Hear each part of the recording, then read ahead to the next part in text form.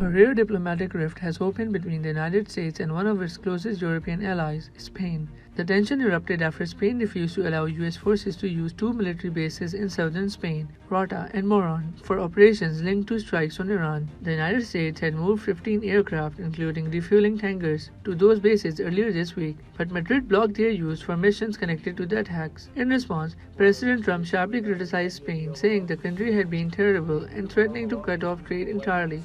But some of the European, like Spain, has been terrible. In fact, I told Scott to cut off all dealings with Spain. Spain, first of all, it started when every European nation, at my request, paid 5%, which they should be doing. And everybody was enthusiastic about it, Germany, everybody. And Spain didn't do it. And now Spain actually said that we can't use their bases, and that's all right. We could use their base if we want. We could just fly in and use it. Nobody's going to tell us not to use it, but we don't have to. But they were unfriendly, and so I told him we don't want to. Spain has absolutely nothing that we need other than great people. They have great people, but they don't have great leadership. And as you know, they were the only country that in NATO would not agree to go up to 5%. I don't think they would have agreed to go up to anything. They wanted to keep it at 2%, and they don't pay the 2%. So we're going to cut off all trade with Spain. We don't want anything to do with Spain. What is the expectation towards? And I'm not, by the way, I'm not happy with the UK either. That island that you read about, the lease, okay, he made it, for whatever reason, he made a lease of the island. Somebody came and took it away from him. And it's taken 3-4 days for us to work out where we can land there. It would have been much more convenient landing there as opposed to flying many extra hours. So we are very surprised. This is not Winston Churchill that we're dealing with. Mr. President, what's your expectations for trade agreement, which I would like to be in place as soon as possible? And we have the right, as an example, we talked about Spain. I could tomorrow stop, or today, even better, stop everything having to do with Spain. All business having to do with Spain. I have the right to stop it. Embargoes, do anything I want with it. And we may do that with Spain. What do you think? Spanish Prime Minister Pedro Sanchez doubled down on the decision. In a televised address to the nation, he said Spain's position was clear. He said no to war, warning that global conflicts often begin with escalating military action. Debemos aprender de la historia y no podemos jugar a la ruleta rusa con el destino de millones de personas. Las potencias involucradas en este conflicto deben cesar inmediatamente las hostilidades y apostar por el diálogo y la diplomacia. Y los demás debemos actuar con coherencia, defendiendo ahora los mismos valores que defendemos cuando hablamos de Ucrania, de Gaza, de Venezuela o de Groenlandia.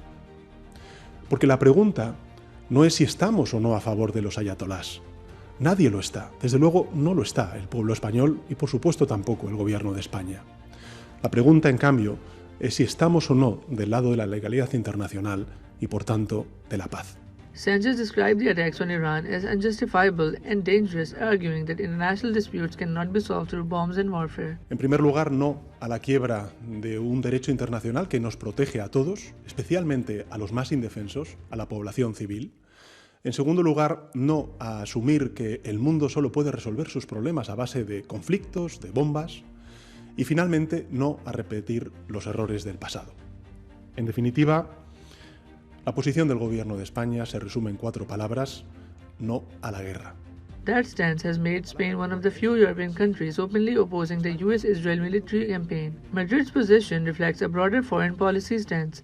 Spain has been among the most vocal European critics of Israel's war in Gaza, and in 2024, it became one of the first EU states to recognize a Palestinian state, alongside Ireland, Norway, and Slovenia.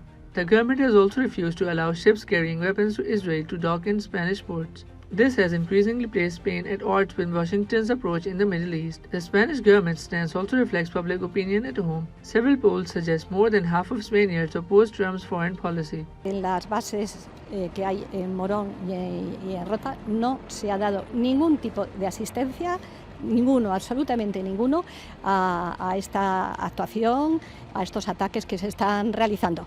Las bases, es verdad que hay un convenio con Estados Unidos, pero nosotros entendemos que ese convenio tiene que operar dentro del marco de una legalidad internacional, de que haya un amparo internacional del ámbito que sea para que se pueda realizar esas actuaciones. One European survey found 48% of Europeans now view Trump as an enemy of Europe, compared with just 10% who see him as an ally. For Prime Minister Sanchez, analysts say the position may also resonate politically ahead of Spain's next general election. Despite the rhetoric, the economic threat may be difficult to carry out. Spain is part of European Union's single market, meaning trade decisions are negotiated at the EU level. The United States actually runs a trade surplus with Spain. In 2025, US exports to Spain totaled $26.1 billion, while imports from Spain were about $21.3 billion. That means cutting trade would likely hurt both economies. For now, the dispute highlights a growing divide between Washington and parts of Europe over the expanding war in the Middle East. Spain has chosen to openly challenge US policy, a rare move among NATO allies. Whether the disagreement turns into a real trade confrontation or remains political rhetoric could shape how unified the Western alliances remain as the conflict unfolds.